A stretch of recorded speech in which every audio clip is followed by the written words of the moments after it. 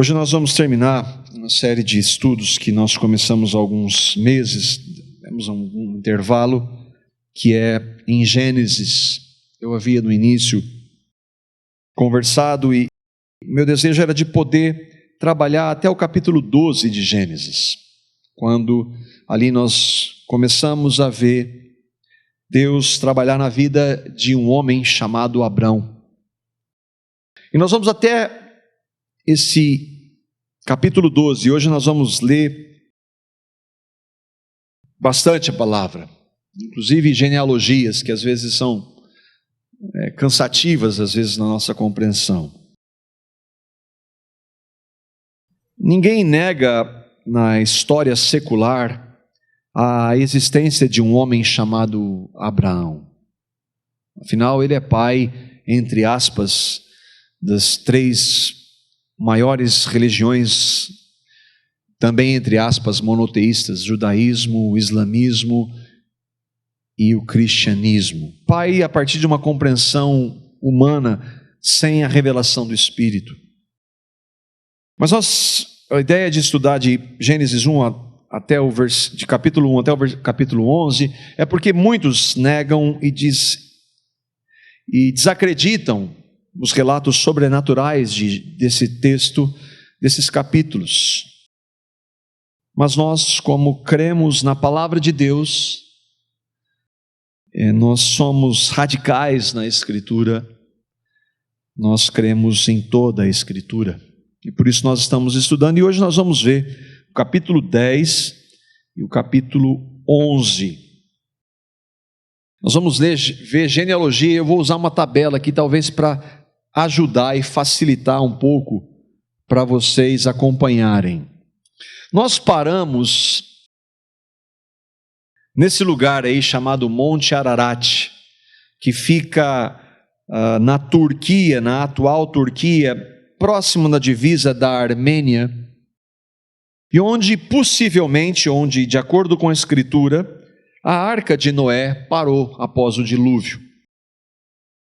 E a partir daquele evento, e a partir de 8 pessoas, a terra foi repovoada há aproximadamente 4.400 anos, de acordo com o relato bíblico.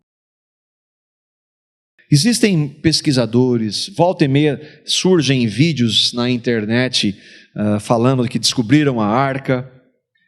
Eu acredito que existe essa possibilidade, mas existem aqueles que são contrários.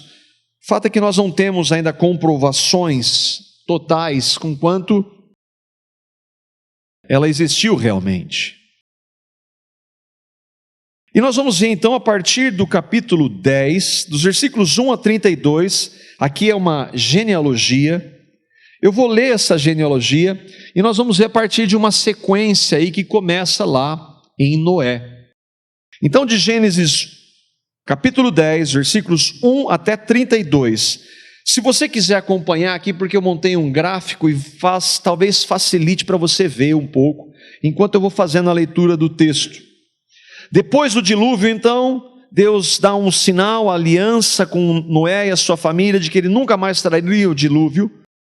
E aqui, então, ele descreve, Moisés, que escreve o Pentateuco, Gênesis, e ele descreve então a descendência de Noé, e diz assim o texto: este é o registro da descendência de Sem, Cã e Jafé, filhos de Noé. Os filhos deles nasceram depois do dilúvio. Estes foram os filhos de Jafé: Gomer, Magog, Madai, Javã, Tubal, Meseque e Tirás. Esses foram os filhos de Gomer: Askenaz, Rifate e Togarma. Aqueles que estão com as mães aí que estão grávidas, de repente tem alguns, enfim, trocar Miguel por talvez algum desses nomes aqui, Meseque, Tubal, né? Estes foram os filhos de Javã: Elisá, Tarsis, Quitim, Rodanim. Deles procedem os povos marítimos, os quais separaram em seu território, conforme a sua língua, cada um segundo os clãs das suas nações. Aqui Moisés já está dando um pequeno relato, um breve relato do que ele vai tratar no capítulo 11, nós vamos ver. Esses foram os filhos de Cã: Cuxi, Misraim, Fute e Canaã. Esses foram os filhos de Cuxi: Sebá, Avilá, Sabtá, Raamá, Sabtecá. E esses foram os filhos de Raamá, Sabá e Dedã.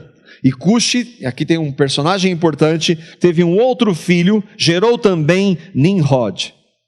O primeiro homem, Nimrod, é o primeiro homem poderoso na terra.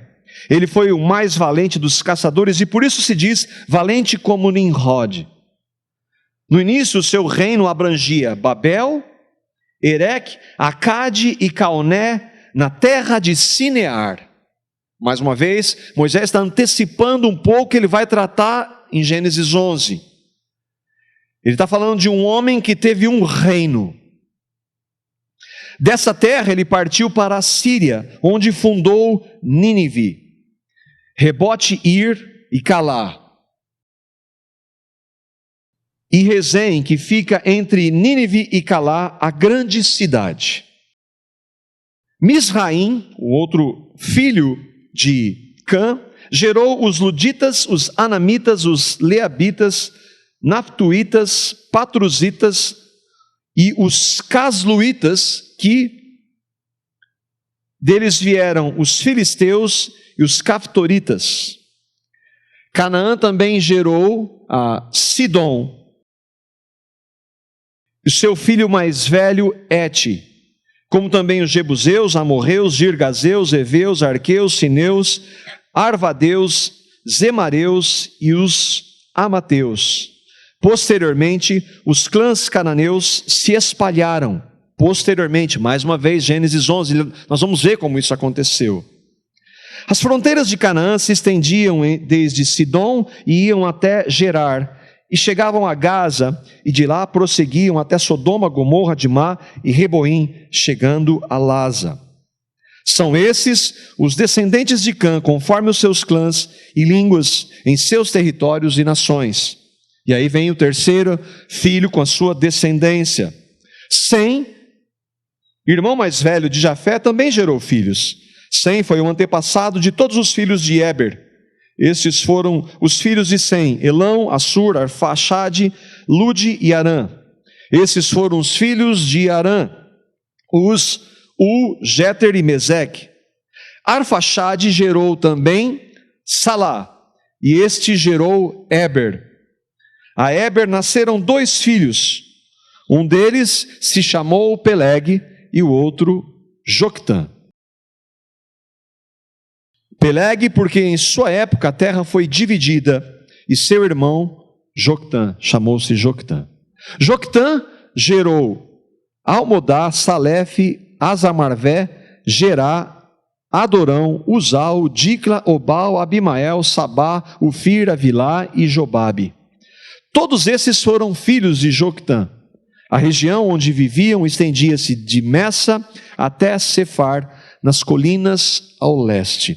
Todos esses homens encabeçam a descendência de Noé, dos seus 3 filhos, e de partir deles toda a terra foi povoada. Todos os povos que existem hoje descendem desses povos. Os versículos 31 até 32 também é uma antecipação do capítulo 11, nós vamos ver. São esses os descendentes de Sem, conforme os seus clãs e línguas, em seus territórios e nações. São esses os clãs dos filhos de Noé, distribuídos em suas nações, conforme a história da sua descendência. A partir deles, os povos se dispersaram pela terra depois do dilúvio. Outro texto que fala disso é 1 Crônicas. Esdras está escrevendo aí no século V ou V antes de Cristo. 1 Crônicas 1, 2 e 3, especialmente, relatam essa genealogia, mostrando que isso é o que? História.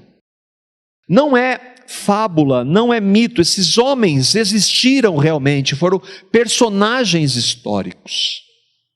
Por que eu estou falando isso? Porque há pessoas na igreja que não creem nisso, que dizem que Noé, por exemplo, nunca existiu um homem que um dia construiu, levou 100 anos para construir uma arca e encheu de animais lá e sobreviveram. Isso é um mito. É um mito fundante. Não, Noé foi um homem, um personagem bíblico, histórico.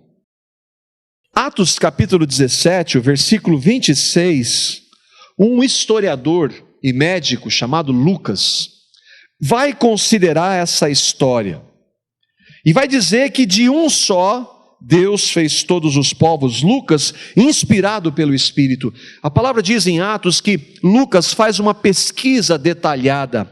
Ele faz, como um historiador, ele faz uma pesquisa, mas ele é dirigido pelo Espírito, para escrever o que ele escreveu. Então diz o texto: de um só, ele, Deus, fez todos os povos, para que povoassem toda a terra, tendo determinado os tempos anteriormente estabelecidos e os lugares exatos em que deveriam habitar. Deus, na sua soberania, estabeleceu a história da humanidade com um propósito. Evolucionistas concordam que a humanidade descende de um só ancestral. Até foi há alguns anos descoberta e deu-se o nome da Eva mitocondrial, que seria uma primeira mulher de quem descenderam todos os humanos. Eles só não acreditam e não concordam que essa Eva é a descrita em Gênesis e que o marido dela é Adão. Séculos passam após o dilúvio. Talvez nesse relato 300, 400 anos. Já existem cidades aqui. E a humanidade de novo se afasta de Deus. Deus criou Adão e Eva. Eles tinham um relacionamento com Ele. Adão e Eva pecaram. A partir deles, os seus filhos nascem em pecado. Todos nascem em pecado. Por isso nunca vai mudar. Nunca mais vai mudar. Essa realidade, esse mundo nunca mais vai mudar, não vai melhorar. Por isso que vai haver uma nova realidade para aqueles que creem em Cristo. Mas aqui, passados séculos de Adão e Eva, a impiedade, a iniquidade do homem tinha se multiplicado, Deus destrói e dá uma nova, da nossa perspectiva humana, uma nova chance para o homem. E ali, novamente, aquelas 8 pessoas, Noé, sua esposa, os seus 3 filhos e as suas esposas, conheciam a Deus, sabiam que Deus pode fazer, eles vivenciaram o dilúvio. Mas mesmo assim, os seus descendentes se afastam de Deus. E como consequência do afastamento de Deus, o pecado reina. E é isso que a gente vê hoje. A história se repete sempre. O relato continua em Gênesis 11, versículo 1.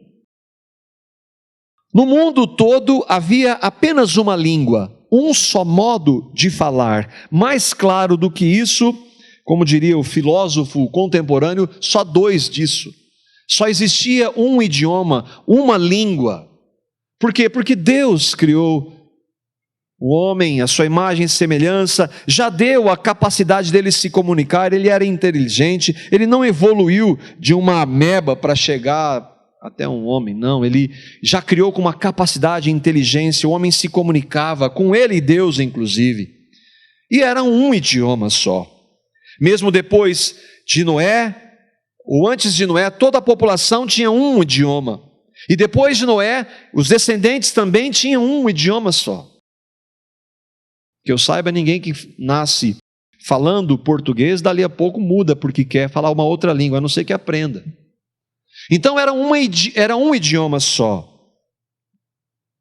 Mas como é que era um idioma se, de acordo com a ONU, hoje existem mais de 3.000 línguas? Como é que isso começou? Interessante que aqueles que desacreditam da Bíblia, eles não têm uma resposta concreta para a diversidade de línguas que há hoje. Se eles olhassem para a Escritura, eles teriam uma resposta absolutamente clara. Os versículos 2 a 4 diz: Saindo os homens do Oriente, encontraram uma planície em Sinear, e ali se fixaram. Disseram uns aos outros: vamos fazer tijolos e queimá-los bem. Usavam tijolos em lugares de pedras, ou lugar de pedras, e piche em vez de argamassa. Disseram depois: vamos construir uma cidade como uma torre que alcance os céus, e assim o nosso nome será famoso, e não seremos espalhados pela face da terra. Os descendentes de Noé já estão seguindo outros deuses, não um único Deus. Já estão vivendo em perversidade, em pecado, e voltando para o primeiro pecado, o maior dos nossos pecados, que é querer ser Deus.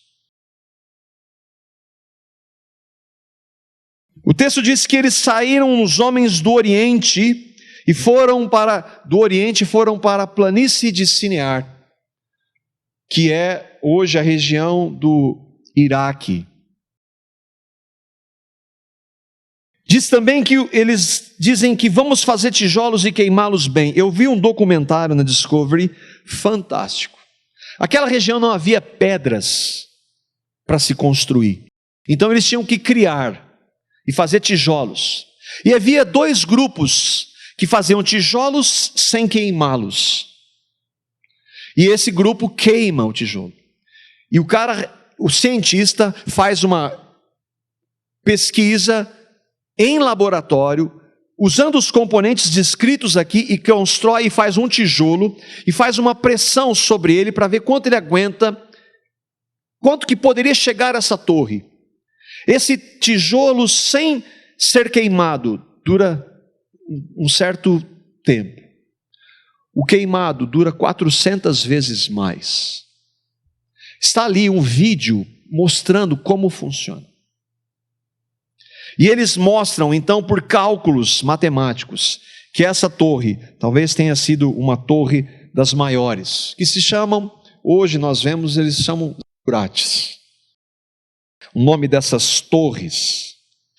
Esses povos sabiam da existência de Deus? É claro que eles sabiam. As gerações anteriores contaram a história. Mas eles se rebelam contra Deus. E aqui então a ideia de construir uma torre é para que nós estejamos protegidos desse Deus que julga com justiça. Nós vimos na genealogia do Gênesis 10, um homem que é quem encabeça, que se chama Nimrod. O significado da palavra Nimrod é rebelar, é rebelião contra Deus. E Nimrod está distante de Noé? Não, ele é neto de Cã, bisneto. 2 gerações depois já não há mais nenhuma relação com Deus escrito na Escritura. Os zigurates, essas torres, eram torres de adoração a deuses. E é muitíssimo provável que a Torre de Babel era uma torre para adoração a deuses falsos, deuses pagãos. Os historiadores seculares, até onde eu pude ver, na minha breve pesquisa, dizem que Nimrod é mais uma invenção da Bíblia. Mas algumas décadas atrás, os historiadores que não creem na Bíblia diziam que Salomão era mais uma invenção da Bíblia, até descobrirem artefatos arqueológicos que comprovam a existência de um rei chamado Salomão. Daí eles têm que fechar a boca. A palavra de Deus, ela não mente, ela não inventa. Esse homem existiu e ele tinha um reino que abrangia Babel, que é esse vale de Sinear. Ereque, Alcade e Calné na terra de Sinear. Era um líder político muito poderoso, algo que o homem sempre fez parte da história do homem. Imperadores, reis, presidentas, primeiros ministros. O homem sempre buscou líderes E muitos desses foram idolatrados. Nimrod era um desses. Talvez tenha sido o primeiro império depois do dilúvio, e logo depois vem um que está descrito na história secular, a Assíria, que foi um grande império. Miqueias fala de Nimrod como um personagem. O profeta Miqueias, escrevendo 700 anos antes de Cristo, e ali ele é um profeta trazendo a palavra para o povo de Israel, que estava sob o domínio do império assírio. E ele diz, Miqueias capítulo 5, versículo 6, para que esse relato? Para mostrar que a Escritura prova e comprova a Escritura, que esse homem Nimrod era um personagem histórico. Miqueias diz, eles pastorearão a Assíria com a espada e a terra de Nimrod com a espada empunhada. Eles nos livrarão quando os assírios invadirem a nossa terra e entrarem por nossas fronteiras. Os profetas sempre tinham o papel de alertar o povo, de conduzir o povo ao arrependimento, porque senão Deus viria julgá-lo. Mas o povo nunca ouve. Então vem a Síria, depois vem Babilônia, depois vem Média, Pérsia, depois vem Grécia e Roma. E aqueles que diziam que nós nunca fomos escravos de ninguém, viveram toda a sua história, os israelitas, escravos, por desobediência ao Senhor. Flávio Joséfo foi um historiador judeu, que viveu pouco tempo depois de Cristo. Ele não é cristão, ou não era cristão, e ele era um pesquisador, historiador, e ele escreve sobre esse homem. Olha o que ele diz, naquela época, há 2000 anos, pouco a pouco transformou o estado de coisas numa tirania, sustentando que a única maneira de afastar os homens do temor a Deus era fazê-los continuamente dependentes do seu próprio poder. Ele está falando de Nimrod aqui, de uma perspectiva histórica. O povo estava ansioso de seguir esse conselho, achando ser escravidão submeter-se a Deus, de modo que empreenderam construir a torre. Nós não queremos Deus. Nós queremos a liderança de um homem. Aqui tem uma torre, que é então um zigurate, que ele foi remodelado pelo Saddam Hussein em 1980, mas que as ruínas datam da época do Império Babilônico. Era comum a construção desses templos para adoração a deuses pagãos. Os zigurates eram construções religiosas dos sumérios, babilônios e assírios da Mesopotâmia. Uma cidade com uma torre que alcance os céus. O que isso significa? Nós não precisamos de Deus. O homem não precisa de Deus. Essa era a mensagem por trás daquilo. E não somente isso, o nosso nome será famoso. Algo como uma direção do inimigo, de Satanás, que queria se sobrepor a Deus. E essa é a mensagem velha, que começou lá em Gênesis, quando o diabo disse como Deus você vai ser. Isso sempre saltou aos olhos do homem. Nunca mudou, nem vai mudar. Hoje nós temos os ateus que não precisam de Deus. E é um crescimento, muitos daqueles decepcionados com a religião, que não precisam de Deus. O texto continua nos versículos 5 a 9 de Gênesis 11. Eles disseram que eles iriam fazer, vamos construir uma torre que chegue até o céu, nós vamos ficar famosos. Só que eles não contam com Deus que intervém na história, que sempre fez isso. Versículos 5 a 9 diz: o Senhor desceu para ver a cidade e a torre que os homens estavam construindo. E aqui é óbvio, é uma metáfora, o Senhor desceu, é uma linguagem figurada para nós entendermos. Deus, Ele está em todo lugar ao mesmo tempo, Deus é onipresente. E disse o Senhor, eles são um só povo e falam uma só língua. E começaram a construir isso. Em breve nada poderá impedir o que planejam fazer. E aqui nós vemos o que? a graça e a misericórdia de Deus ainda. Porque se deixar o homem fazer o que ele quer, é autodestruição por causa do pecado.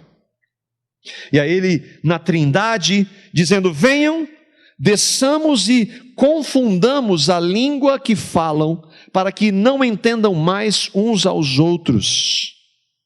Assim o Senhor os dispersou dali por toda a terra, e pararam de construir a cidade. Por isso foi chamada Babel, porque ali o Senhor confundiu a língua de todo o mundo. Dali o Senhor os espalhou por toda a terra. A história secular mostra que houve, e que na história secular nós vemos a ideia da Mesopotâmia, que é a origem dos povos civilizados. E que tem, por incrível que pareça uma coincidência também, mais ou menos o mesmo tempo da história do homem civilizado, de acordo com a Escritura. Talvez 10 mil anos, onde começam as civilizações. Só que essas civilizações, elas partem da divisão que Deus faz. E aqui nesse mapa estão os povos que Deus separou. E que nós temos, por um estudo detalhado da Escritura, pela nomenclatura de cada um desses líderes, os tempos e anos que são descritos na Escritura, que se nós, estava conversando com a Carla, se nós parássemos para estudar isso aqui, nós ficaríamos um bom tempo só estudando questão histórica, como a palavra de Deus, ela mostra com riqueza de detalhes. Mas aí, como nós não estudamos, não temos tempo para isso, a gente prefere ouvir alguém que diz que isso é tudo mito. E a gente vai ver que a relação, que a história das genealogias tem tudo a ver com o que nós cremos hoje. Mas essa ideia da língua, ou das inúmeras línguas, afinal não era uma só, era uma só. Eu estava pesquisando, segundo um PhD da Universidade de Wisconsin, chamado Winfried Lehman e Patrick Ryan, especialistas em linguística comparada, coisa que eu e você entendemos muito, diz assim, que a gente gosta, não, tem que ter alguém que entende do negócio. Então eles disseram que é possível dizer que todas as línguas têm como origem uma única só. Assim como o homem tem origem em um homem só. Mas quem diz isso? A Bíblia diz. Neste ponto, então, a linguística parece concordar com a antiga história bíblica de Babel.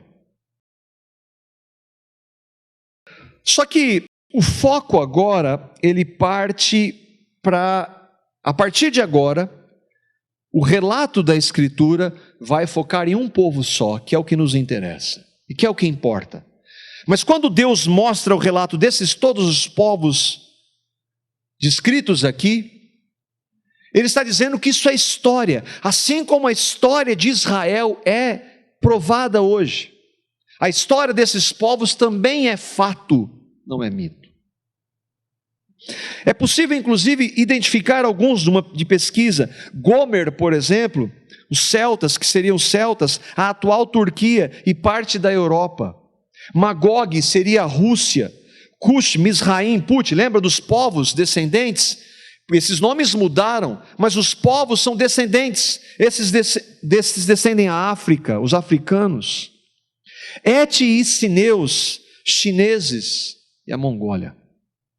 Então, é claro que quando você crê na Escritura, você vai para ela buscando para que ela fale com você. Agora, quando você descrê, tudo isso aqui já está provado que é mentira, que não existe.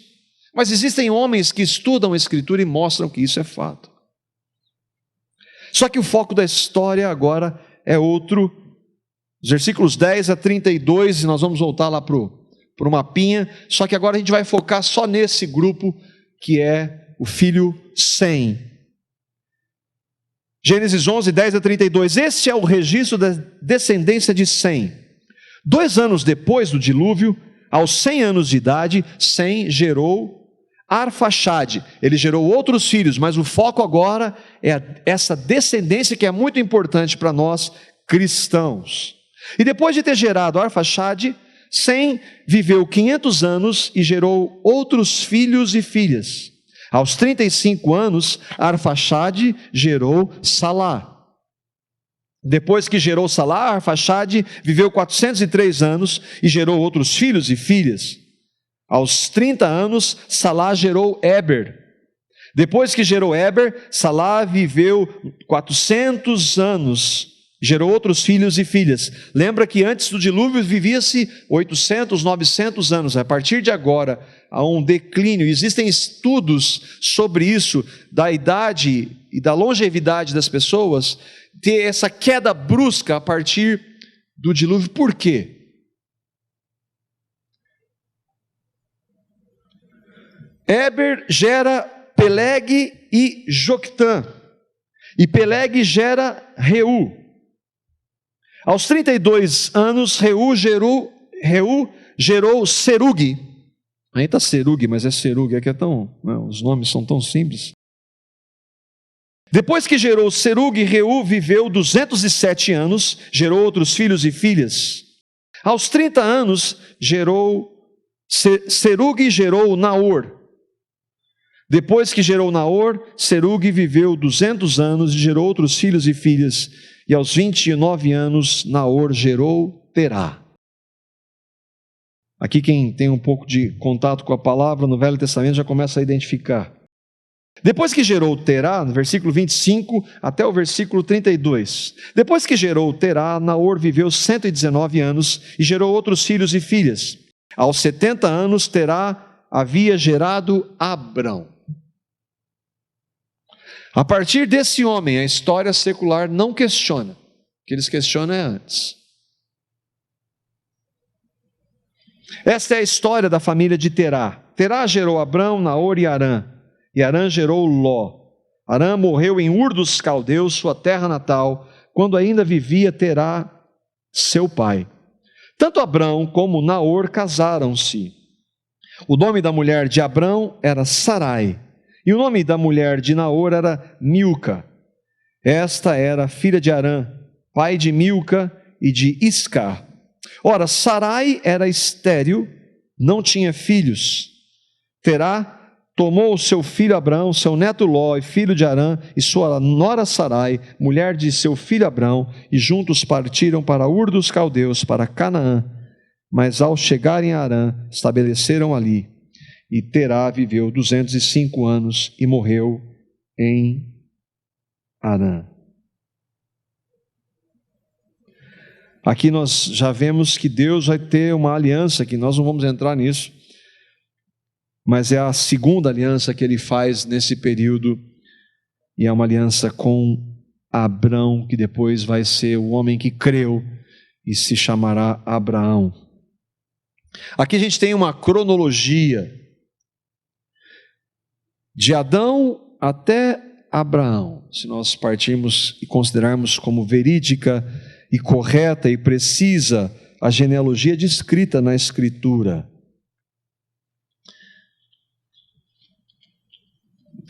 Mas e as raças? Nós somos uma raça só, às vezes essa distinção é errada. Brancos, negros, mulatos, amarelos.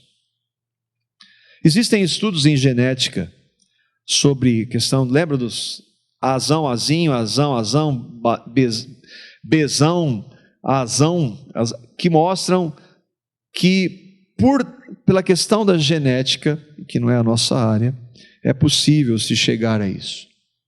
Essas possibilidades as diferenças. Além do que nós não sabemos, a palavra não fala nada de quem eram as mulheres dos 3 filhos sem Cã e Jafé.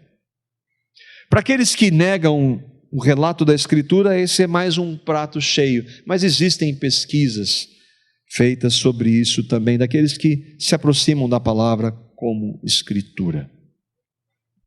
O que nós podemos aplicar disso? O que nós temos a ver com isso? Com esses nomes tão diferentes? Nós lemos no estudo passado que tudo que foi escrito para o nosso ensino. Tudo. Então tem um propósito aqui. Qual que é o propósito desse relato? mais uma vez enfatizando, esse relato é um relato histórico, é história, não é mitologia. Se alguém às vezes, você vai dizer que você acredita em Noé, eu falo assim, é verdade. É um relato da palavra de Deus. Mas prova o contrário. Irmãos, ninguém prova nada. Isso é mentira. Evolução é mentira. Não se prova. Existem entre eles mesmos, cientistas ateus, se combatem contra essa questão da teoria da evolução. É uma invenção. Só que ela é passada de maneira tão dogmática que parece que nós somos ignorantes por crer na Bíblia, mas não é. Ignorantes são eles, ainda que com PhDs.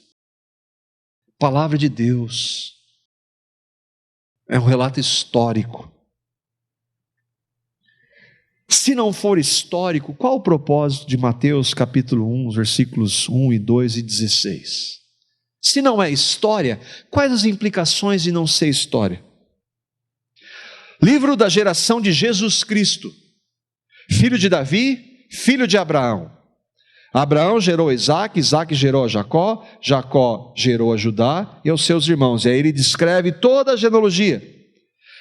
Jacó gerou a José, marido de Maria, da qual nasceu Jesus, que se chama o Cristo. Não, mas é até Abraão, aí tudo bem. Aí ninguém discorda. Mas e Lucas? Lucas capítulo 3. Aqui é a descendência, em Lucas é a ascendência. Jesus tinha cerca de 30 anos de idade quando começou o seu ministério. Ele era, como se pensava, filho de José, filho de Eli, filho de Matate, filho de Levi, filho de Melque, filho de Janai, filho de José. E aí vai, filho de Jacó, filho de Isaac, filho de Abraão. Tudo bem. Filho de Terá, filho de Naor, filho de Noé, filho de Adão. E aí? Então é história até Abraão, depois é mito, mas o relato está dizendo que é história e que são personagens históricos, assim como Jesus histórico é história. Deus, homem, não se prova o homem, Jesus, como sendo Deus, se crê pela fé. Mas eu me lembro de uma reportagem na revista super interessante, talvez há uns 15, 20 anos, que eles diziam, Jesus é uma invenção, nunca existiu um homem chamado Jesus, mas hoje eles mesmos, não, existiu sim um homem chamado Jesus.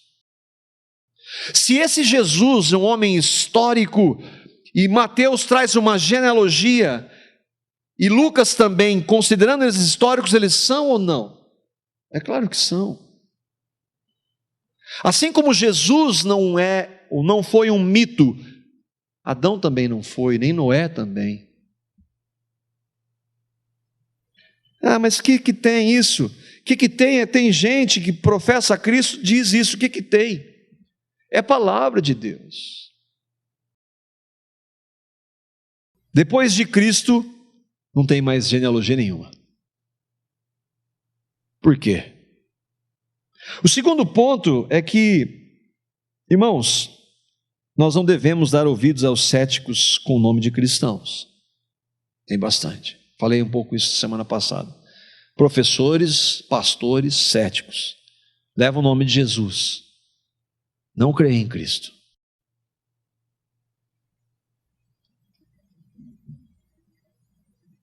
Irmãos, eu fiz uma pesquisa assim,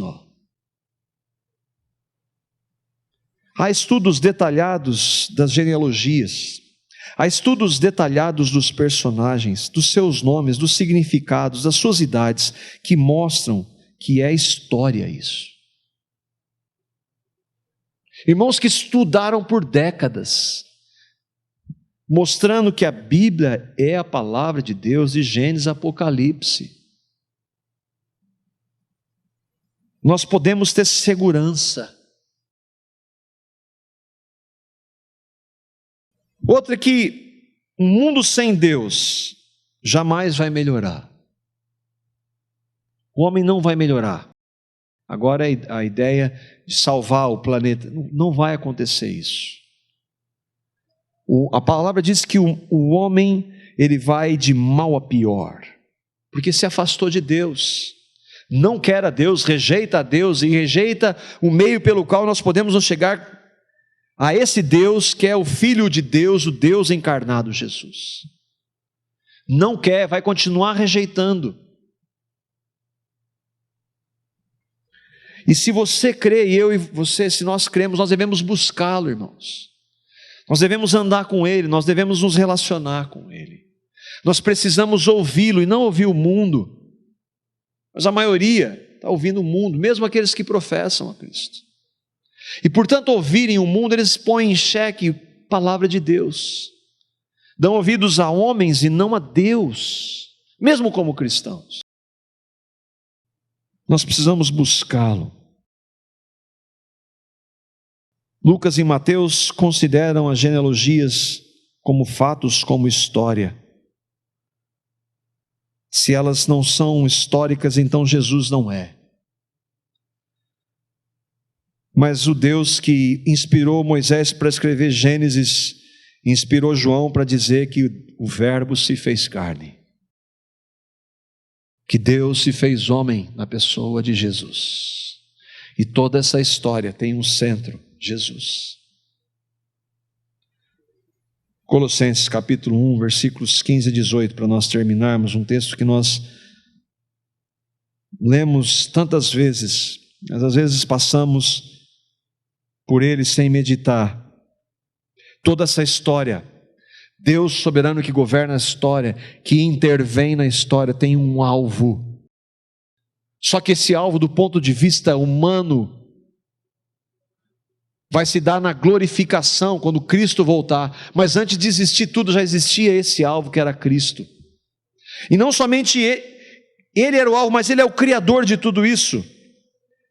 Colossenses, olha o que a palavra de Deus diz sobre Jesus.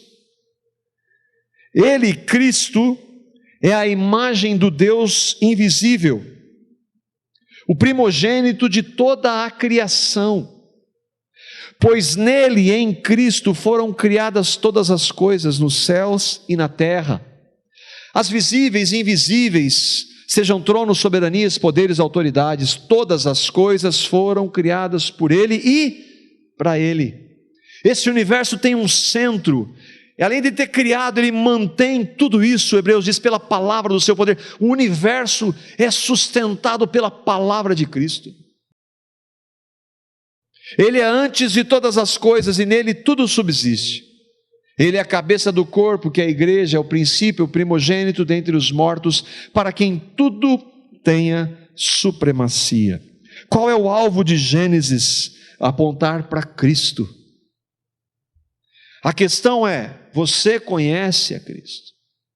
Você tem certeza de que esse homem, Jesus, é o Filho de Deus, que veio à terra como um homem, sem nunca ter cometido um pecado, para morrer a pior das mortes por pecadores que não o queriam, eu e você, e que ele fez isso por amor, e que se você não o receber como Salvador e Senhor, se você não crer em sua morte e ressurreição com Cristo, você está perdido. Esse mundo não vai melhorar. A única chance e oportunidade que nós temos é o Cristo que toda a Escritura, de Gênesis a Apocalipse, aponta. Você conhece Ele? Houve um momento na sua vida, e como é que se conhece? Houve um momento na sua vida que você disse, meu Deus, eu sou um pecador, o Senhor é santo, não compactua com nenhuma forma de pecado, mas a tua palavra diz que o Senhor me amou, mesmo eu sendo quem eu sou, um pecador, e o Senhor deu o seu Filho, com um objetivo, para que eu creia nele, creia no que ele fez lá na cruz por mim. Senhor, pela fé, eu confesso que eu creio em Cristo, em sua morte e ressurreição, na minha morte e ressurreição com Ele. Eu creio que o Senhor fez isso por amor e absolutamente de graça, e eu o recebo como Salvador e Senhor da minha vida. Tudo isso que nós vimos, se você não crê nisso, não tem importância nenhuma. Você vai concordar com aqueles que discordam. Ah, tem furos no seu relato aí, mas tem coisa que você não tratou. Mas isso, e vamos ver várias perguntas, mas o foco não é história, ainda que Deus governe essa história. O foco é o Cristo da história. Meu desejo é que você creia em Cristo. Receba-o como Salvador e Senhor. Lá na glória eu fico pensando que na glória talvez o Senhor vai mostrar colocar um telão Ultra, Hiper, HD, 3D. Falei assim, Marco, olha como eu fiz tudo. Olha a história aqui, olha os personagens aqui. A gente vai ter tempo lá. Isso não está na Bíblia não, né, irmãos? Mas a gente pode pensar. Nós vamos passar a eternidade com Ele. Eu creio que vai poder Ele mostrar como Ele fez cada detalhe, e comprovando que a palavra dele continua sendo a palavra dele.